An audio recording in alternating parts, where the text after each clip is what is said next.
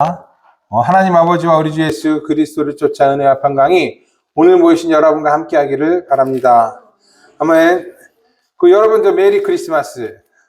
메리 크리스마스. 하나님께서 우리와 함께 계십니다. 우리와 함께 계신 하나님께서 우리와 동행하시고 우리에게 복 주시기를 기도합니다. 크리스마스 시즌이 되면요, 다들 분주해집니다. 가족들이 모이고 연인들이 만나고 그동안 찾아뵙지 못한 사람들에게 크리스마스 카드나 선물도 보냅니다. 식당과 영화관 등 여러 서비스 직종도, 거기에서 일하는 사람도 매우 분주해집니다. 요즘에는 해외로 나가는 사람이 많아서 공항도 분주해진다고 합니다. 교회도 물론 바빠지죠. 아마 크리스마스 시즌이 1년 중에 가장 바쁜 날이 아닐까 생각합니다. 그런데 이 바쁜 날, 우리 목사들에게는 큰 숙제가 하나 주어집니다. 예수님이 탄생을 전해야 하는 그러한 숙제인데, 이 숙제가 만만치가 않아요. 하나님이 인간의 옷을 입고 오신 것을 우리 사람들의 생각으로는 이해하기가 참 어렵기 때문입니다. 게다가 성육신, 예수님께서 이 땅에 오셨다라는 성육신은 기독교의 근간을 이루는 굉장히 중요한 사건이에요. 이 중요한 사건을 잘 이해하지 못하는 사람의 언어로 어떻게 잘 전할 수 있을까? 이거 고민하지 않을 수가 없습니다. 안 그래도 바쁜데 머리마저 복잡해지기 시작합니다. 그래서 사실 저에게 있어서는 크리스마스가 마냥 즐겁지만은 않아요. 두근두근대고 기다리기는 하는데 마냥 즐겁지만은 않습니다. 자, 그렇다면은 우리 이거 한번 생각해 볼까요? 초기 기독교인들은 이 성육신을 어떻게 이해했고 어떻게 전했을까?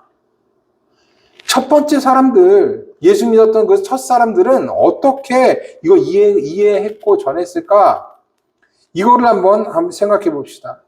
신학이 발달하고 교회도 많고 그리스도교가 이렇게 많이 알려진 지금도 이거 성육신에 대해서 전하라고 하면 이 고민이 되는데, 당시 사람들은 어떻게 이 성육신을 받아들였을까요? 믿음이 좋아서였을까요? 아니면 성령님의 특별한 은혜가 있어서였을까? 정말 신기하게도 초대교인들은 이 성육신을 이해하기 어려워하지 않았습니다. 우선 예수님의 제자들의 증언이 남아있었고, 또 당시의 문학이나 사상도 하나님이 인간의 모습으로 오신 것을 이상해 보지 않았기 때문에 그래요. 로마 황제는요, 이 로마 황제가 죽으면 판테온에 들어간다고 사람들이 생각했어요. 만신전이거든요. 거기에 들어간다고 생각했기 때문에 반대로 하나님이 인간으로 태어난다는 것을 받아들이는 것은 어렵지가 않았습니다. 오히려 과학이 발달하고 문학이 바뀌고 사람들의 수준이 높아진 지금이 성육신을 설명하기가 더 어려워진 세상이 된 것입니다. 지난주 주일 복음서였던 마태복음에서는 이 성육신을 예언에 따라 이루어졌다라고 말합니다. 선지자 이사야는 처녀의 잉태와 임마누엘, 즉 하나님이 우리와 함께 계시게 될 것이라는 것을 예언했어요.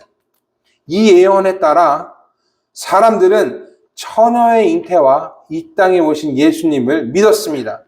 그리고 오늘의 복음서인 요한복음에서는 말씀이 육신이 되어 우리 가운데 거하셨다라고 말합니다. 이 또한 당시 사람들은 큰 어려움 없이 받아들였는데, 이것이 문학적인 표현이었기 때문에 그렇습니다.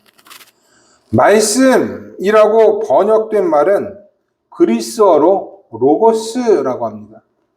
로고스라는 말은 여러 가지 의미가 있는데, 그중 하나는 하나님이 자신을 나타낼 때 쓰는 말이었어요. 그러니까 즉 로고스 이 말씀이라는 말과 신이라는 말이 크게 다르지 않았다라는 것이에요. 또한 창세기에 따르면 이 세상은 하나님의 말씀으로 만들어졌는데 그 말씀을 또 로고스로 번역하고 있습니다. 그냥 하나님이 말로 이 세상 만들었다 이게 아니라 하나님의 말씀이, 하나님의 로고스가 이 세상을 만들었다라는 겁니다. 말씀을 인격체로 받아들인 거예요. 그리고 그 말씀이 오늘의 복음서에서 뭐라 그래요? 그 말씀이 육신이 되어서 우리 가운데 오셨다라고 말하고 있어요.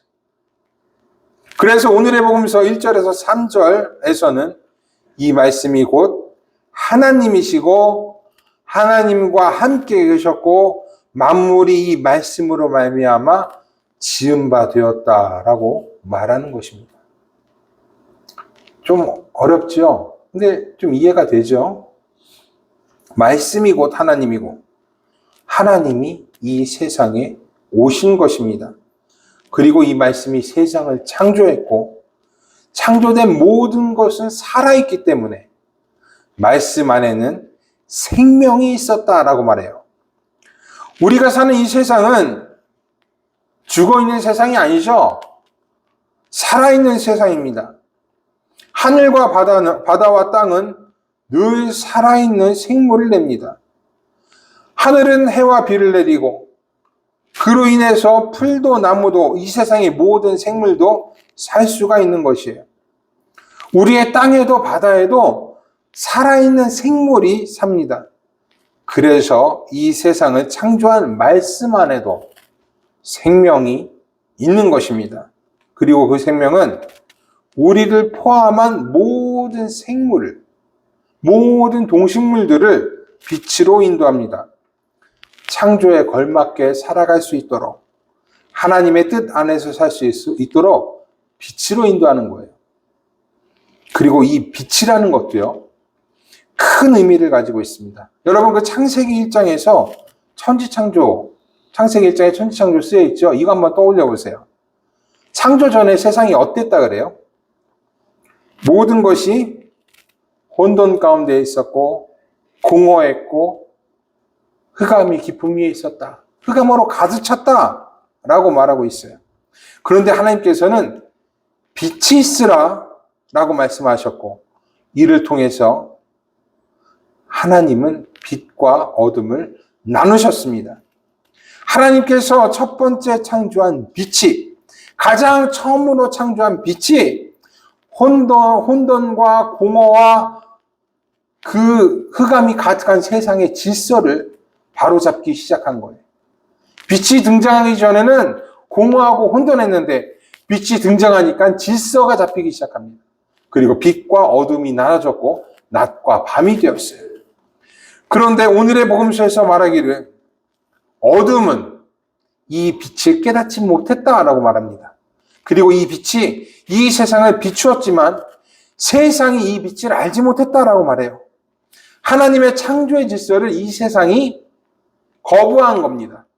받아들이지 않은 거예요. 그래서 11절에서는 이렇게 말합니다. 자기 땅에 오매 자기 백성이 영접하지 아니하였으나, 이 말씀이 자기 창조한 자기 땅에 왔는데 이 백성들이 영접하지 아니했다라는 거예요. 말씀이 육신이 되었고 우리 가운데 오셨습니다. 그리고 그 말씀은 이 세상은 창조하셨고 생명을 가지고 빛으로 인도하신 말씀이에요. 그러나 우리 사람들은요, 그 말씀을 받아들이지 않았습니다. 어둠을 더 사랑했기 때문입니다. 모두가 자신의 마음대로 살기를 원했고 자신의 욕심에 발맞춰 살기를 원했습니다.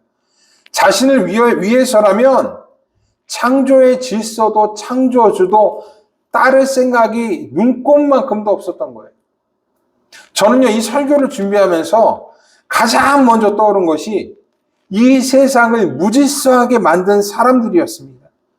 자기의 힘으로 또는 권세로 이 세상을 무질서하게 만든 사람들, 자신을 위해서 타인을 희생시키고 정해진 법조차 지키지 않은 사람들이 떠올랐어요.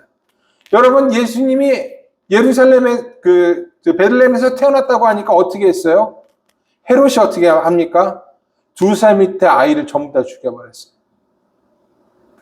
자신을 위해서 만에 하나 있을지 모르는 그러한 메시아가 나타났다는 소문으로 인해서 2살 밑에 아이들 다 죽여버리는 그러한 악한 권세자들, 그런 사람들이 이 설교를 준비하면서 떠올랐어요. 그 다음엔 누가 떠올랐냐면 하나님을 전혀 두려워하지 않는 사람들이 떠올랐습니다. 하나님을 알고 하나님을 믿는다라고 말은 하지만 하나님의 말씀을 따를 생각이 조금도 없는 사람들, 하나님보다는 내 자신이 먼저라고 생각하는 사람들이 떠올랐어요. 그리고 나서 저는 제 자신을 한번 생각해 봤습니다. 나는 창조의 질서에 따라 살고 있는가? 생명이고 빛이고 모든 것의 근원이신 예수님을 따라 살고 있는가?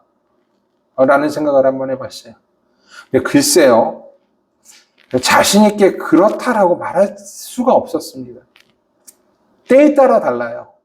이때는 정말 내 생명을 다 들여서 예수님을 모시고 예수님을 섬기고 예수님의 길을 따를 것 같은데, 때에 따라서는 그냥 예수님보다는 내가 먼저고, 그래도 교회보다는 가족을 먼저 생각해야 되고, 이런 것들이 저를 참 괴롭게 만들었어요. 내 욕심이 예수님보다 앞설 때가 많았습니다. 그래서 오늘의 복음서는 이렇게 이야기를 해요. 12절 13절에 있는 말씀입니다. 영접하는 자, 곧 그 이름을 믿는 자들에게는 하나님의 자녀가 되는 권세를 주셨으니 이는 혈통으로나 육정으로나 사람의 뜻으로 나지 아니하고 오직 하나님께로부터 난 자들이라 라고 말해요. 말씀을 영접하는 자, 예수님의 이름을 믿는 자에게는 하나님의 자녀가 되는 권세를 주겠다라는 말이에요. 그리고 그들이 하나님께로부터 난 자들이다 라고 말씀하십니다. 그래서 예수께서는요, 우리 가운데 오셔서 육신이 되셨고 우리 가운데 거하셨어요. 우리에게 생명과 빛을 가르쳐 주시기 위해서, 우리를 하나님의 자녀로 이끄시기 위해서 이 땅에 오신 것입니다. 그리고 그날을 기념하는 날이 바로 오늘이에요. 흑암에 살기를 원하고 자신의 욕심을 더 내세우기를 원하고 내 마음대로 살기를 원하는 자를 위해서 예수께서 이 땅에 오셨어요. 그 오신 날을 기념하는 날이 크리스마스입니다. 예수님은요, 이 세상 사람들, 그러니까 우리들을 위해서 성육신 하셨습니다. 그래서 우리는 그냥 성육신한 하나님을 믿는 게 아니에요. 우리를 위해 성육신한 하나님을 믿는 것입니다. 하나님이 이 땅에 오셔서 대단하다 그러고 믿는 게 아니에요. 우리를 위해서 이 땅에 오셨기 때문에 우리는 우리를 위해 오신 하나님을 믿는 것입니다. 이것이 우리의 신앙이고 우리가 크리스마스를 기념하는 방법입니다. 이 놀라운 날, 이 성육의 날에 예배로 모인 여러분들에게 큰 은혜가 있기를 바랍니다.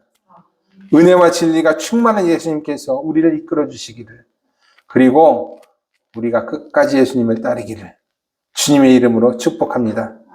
모든 지각에 뛰어난 하나님의 평강이 그리스도 예수 안에서 여러분의 생각과 마음을 지키시기를 원합니다. 아멘. 기도하겠습니다.